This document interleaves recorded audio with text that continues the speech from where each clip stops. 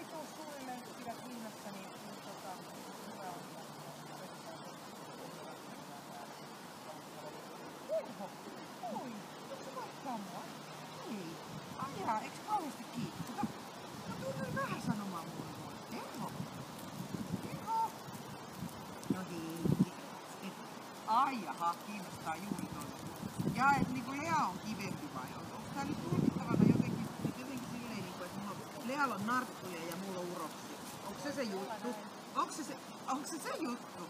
Ai jaa, onko se semmonen juttu? Mä vähän luulin, että se voi olla. Onko se niin leikkinyt sun kanssa koskaan? Joo. Leikikäs sun kanssa? Leikkikö se sun kanssa näkynyt? Katsotaas mites mun kanssa. Kato. Vaude! Ui! Onks tää se, kun käydään kun sikalinkkuun? Onks tää se juttu? Vaude! Tommonen ei oo välttämättä kaikkein Ei haittaa, kuule nääkäs, Terho ei tällaiset haittaa. Joo, ai vitsi mikä vetoeläintä.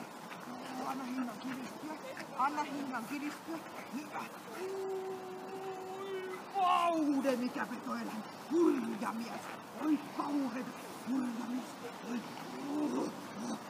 Mitä se tehdä näin? Ei haittaa. Ei haittaa. Me on hirveä vetoeläin. Hurja mies. Vaude. Hieno kunniakierros on. Minä otan nyt.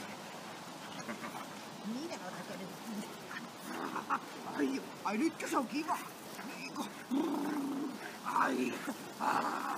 Hirveä peto. Hurja. Oi. Hirveä. Kauhea. Ui. Kun olit vahva. Hurja. Kauhea mulkaisu kerran. Hieno olit. Joo. Nyt sä voit olla se innoittava ihminen, että tässä kohdassa oleva. Onks just päästy ihmisen?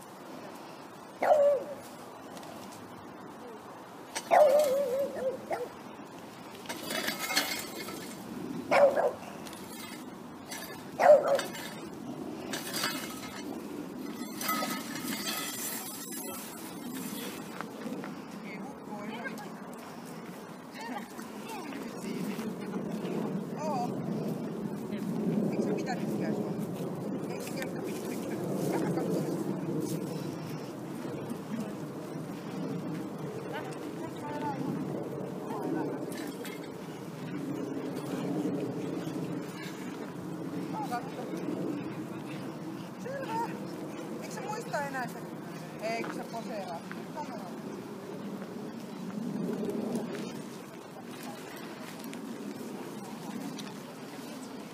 Me otetaan sitä ensin.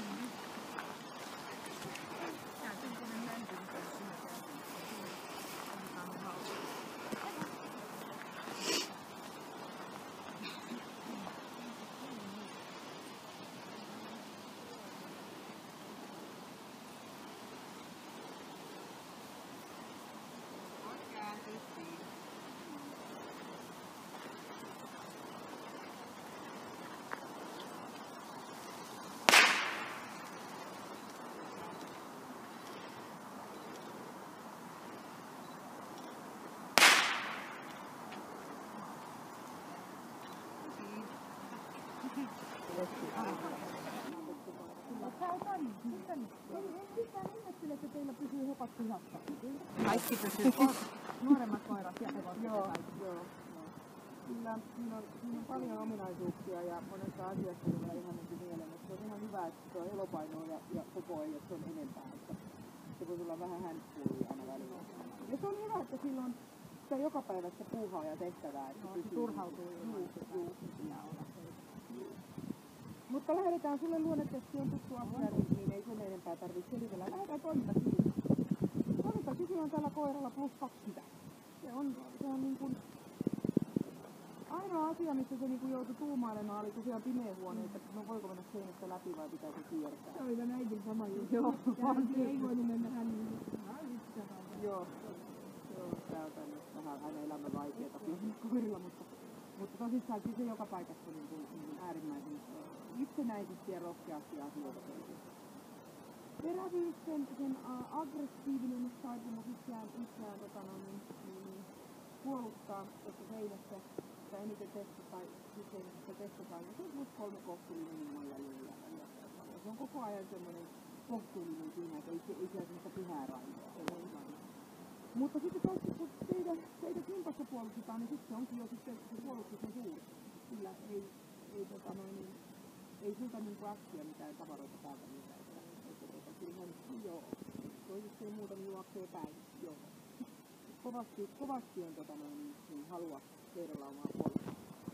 Ja taisteluhalu käyttää leukoja ja lihaksia. Ainoa ongelmahan on tietenkin tuo suuvärkki tuolla koiralla, että ei siinä aina asenneta niitä leikkikaluja niin kauhean helposti. Ja siitä ne ainoat ongelmat tuli. Mutta heti sitten kun päästiin niinku jyvälle siitä, että miten tämmöistä lelua pidellään, niin sitten oltiinkin niinku täysille mukana. Ja silloin se tekee sen, että tuo taisteluhalu on +3 siihen. Ja se yltyi, se ei olisi loppunut niin ollenkaan. Se oli hirveä ja sitä haluttaisi tehdä niin. On se teki sitä ihan semmoinen. Ja sitten hermoiltaan tämä koira, no se on +2 tasapainoinen. Ei se täällä testin aikana juurikaan kuormitu. Se on testin alusta loppuun, reagoi omana itsenään, sillä ei semmoista kuormaa on testin aikana varsin. Temperamentiltaan, pitää muistaa, että tämä on jo 5-vuotias koira. Enää ei ihan kaikkia lintuja tarvitse ilmoittaa ja huomata. Mutta se on +3 vilkka. Se on kaikkinensa tekee järkevästi ja vilkkaasti asioita ja oikeasuuntaisesti ja selvittää asiat saman tien. Se ei niin kuin kauan asioista tunnille. Kaikki nämä ärsytteet, mitä täällä oli, niin se selvitti oikea-aikaisesti ja järkevästi ja saman. Kovuus, koiran muisti. Sillä on jonkinlainen muisti, mutta se on +3 kohtuullisen kova. Ei se, siis varmaan luultavasti teillä asioita muutaman kerran joudutaan selvittämään. Jos kovasti tahtoo jotain asiaa, niin mä luulen, että onhan siitä kuulosmainen itsepäisyys olemassa. Semmoista debattia joudutaan käymään ehkä useammankin kerran, että kenen tahto on se viimeinen tahto ja muutenkin. Ja kaikki fyysiset esteet ja tämmöiset on ihan mitään. On ja +3 kohtuullisen. Ruokset päästävät, niin kuin sä itsekin sanoit, ei se ole mikään semmonen niin kuin kaikkien kaveri, joka aktiivisesti haluaisi ihmisten seuraa ja olisi valmis niin kuin kaikki tekemään, että ihmisen kaveriksi pääsee. Se on aika itseriittoinen tyyppi. Silloin se ei tarvitse meitä ihmisiä tässä maailmassa kuin ehkä palvelijoiksi. Mutta silloin se on toi +2A, se on luokset päästävä aavistuksen pidättyväinen. Tämän koiran ehkä pidättyväisyys on ehkä vähän väärä sana. Se on välittävä. Niin, se on vähän välittävä. Noin kortinmoiset kannattus on luvalla tulijoita ja sitten painuu omiin. Joo. Lähinnä siinä on se, että kun haetaan näitä lokeroita, niin se ei sellainen hyvän tahtoinen luokset päästävä avoin ole. Kun haetaan, niin se +2A on. Ja sitten se on laukausmainen. Tänään se saa pisteet 234 pistettä. Että aika hauska vesseli.